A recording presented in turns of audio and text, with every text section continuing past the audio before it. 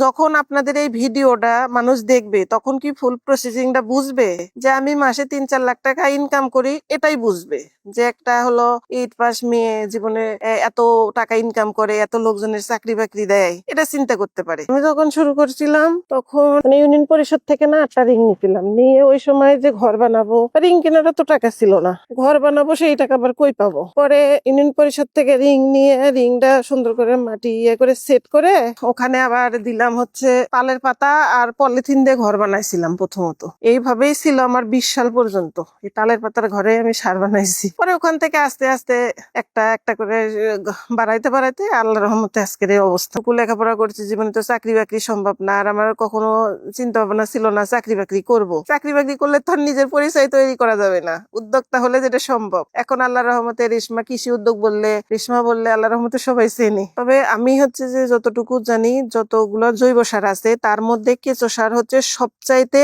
ভালো সার। তো এই কারণে আমার ওই কেঁচোটাই বেছে নেওয়া, যে আমি কেঁচো সারই করবো।